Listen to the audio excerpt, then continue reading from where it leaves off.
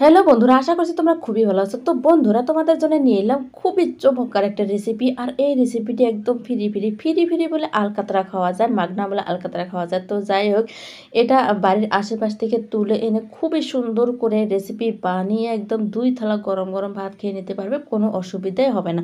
তো এখানে দেখতে পারছো এটা হলো এনসি শাক। তো যাই হোক, আমরা এনসি শাক করে এটাকে এনসি শাকে বললাম। তো এনসি শাকগুলো আমি তুলে এনে এই যে ধুয়ে পরিষ্কার করে নিয়েছি, খালি টকটকা ডোগাগুলো নিয়েছি। তো যাই হোক, এই আগাগুলো খেতে খুবই ভালো লাগে, ভাজা রান্না তো যেটা করবে সেটা খুবই ভালো লাগে। তো আমি অন্যরকম করে আজকে রান্না করে তোমাদের সাথে শেয়ার করব। তো আমি ধুয়ে পরিষ্কার করে এখন এলাম রান্না করার জন্য। চুলে একটা কড়াই দিয়েছি, আর কড়ার মধ্যে দিয়ে দিলাম আমি শাকগুলো তো আমি আগে ধুয়ে নিয়েছিলাম, সেই শাকগুলো দিয়ে দিলাম। তো যাই হোক, এর মধ্যে আমি কোনো কিছু দিব না, খালি শাকগুলো দিয়ে দিলাম। শাকগুলো দেওয়া হয়ে গেছে, দেখতে পারছো এখানে।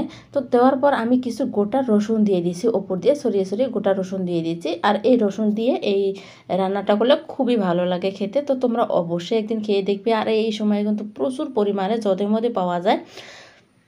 তো যাই হোক, রসুন টসুন দেওয়া হয়ে গেছে। এখন আমি কি করব, একটা ঢাকনা দিয়ে ঢেকে অনেকক্ষণ সময় জাল দিয়ে নেব। আর এই রেসিপিটা কিন্তু আমি এমনি ভকর ভকর করছি না, এটা খেতে কিন্তু অসম্ভবই মজার হয়। তোমরা অবশ্যই একদিন খেয়ে দেখবে, ভাতের সাথে খেতে কিন্তু খুবই দারুণ লাগে।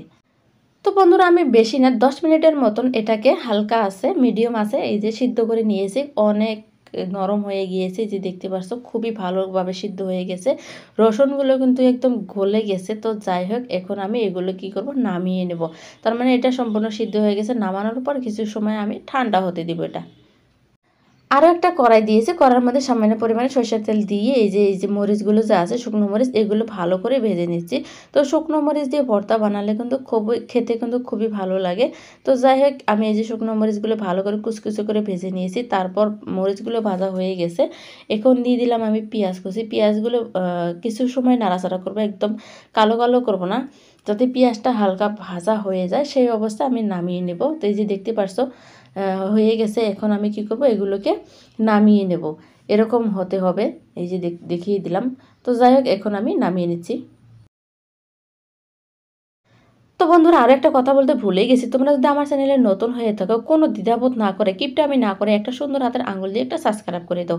তো এই যে আমি ভর্তাটা বানিয়ে নিচ্ছি, প্রথমে আমি নুন দিয়ে মরিচগুলো ডলে নিচ্ছি। মরিচগুলো কিন্তু একদম ছিটকে ছিটকে যাচ্ছে। তো যাই হোক, যে পরিমাণে লাগবে আমি সেই পরিমাণে ডলে নিলাম। এখন যেটা দিয়ে দিলাম এটা হলো কাঁচা পেঁয়াজ। আর এখন যেটা দিলাম সেটা হলো ভাজা পেঁয়াজ। কাঁচা পেঁয়াজ আর ভাজা পেঁয়াজ দিয়ে ভর্তা বানিয়ে খেয়ে দেখবে, খুবই মজার হয়। তো যাই হোক, মাখানো হয়ে গেল। এখন আমি যে পেঁয়াজগুলো যে ভেজে নিয়েছিলাম তার মধ্যে কিন্তু বহুত তেল ছিল, অনেক তেল ছিল। সেই তেল দিয়ে আমি মরিচটা ডলে নিলাম। তো যাই হোক, এই যে পাতাগুলো দিয়ে দিলাম, এখন শাকগুলো দিয়ে দিলাম, শাক সিদ্ধটা। তো এখন এই যে ভালো করে ডলে নিচ্ছি। আর ভর্তার সাথে যদি যুদ্ধ না করা যায়, তাহলে কিন্তু ভর্তা খেতে ভালো লাগে না। হাতের যুদ্ধ আর শাকের যুদ্ধ, এই যে দেখতে পাচ্ছ, যুদ্ধ করতেই হবে। আর শাক যদি বেশিরভাগ যুদ্ধ না করে, ডলাডলি না করে, তাহলে কিন্তু খেতে বেশি ভালো লাগে না। তো যাই হোক, ভর্তাটা কিন্তু আমার সম্পূর্ণ হয়েই গেছে। এখন খাওয়ার পালা। তো বন্ধুরা, এরকম করে কারা কারা খেয়েছো কমেন্ট করে অবশ্যই জানাবে। আর যদি না খেয়ে থাকো, খেয়ে আমাকে কমেন্ট করে জানাবে। যে দেখতে পাচ্ছ সম্পূর্ণ ভর্তাটা হয়ে গেছে। ভর্তাটা দেখতে কিন্তু অনেক সুন্দর হয়েছে, খেতে কিন্তু এর থেকে আরও বেশি সুন্দর। না খেলে তোমরা বুঝবে না, আমি খেয়েছি, আমি জানি এটা খেতে কিন্তু সত্যি খুবই সুন্দর হয়, মজার হয়। তো যাই হোক, আমার এই রেসিপিটি তোমাদের কেমন লাগলো কমেন্ট করে কিন্তু অবশ্যই জানাবে। ভিডিওটি ভালো লাগলে লাইক শেয়ার কমেন্ট করে দেবে। তো আজকের মতো তোমাদের থেকে বিদায় নিচ্ছে, আবার আসবো কোনো নতুন রেসিপি নিয়ে। ততটা আমরা সুস্থ থাকো, ভালো থাকো, আমার পাশে থাকো সবসময়।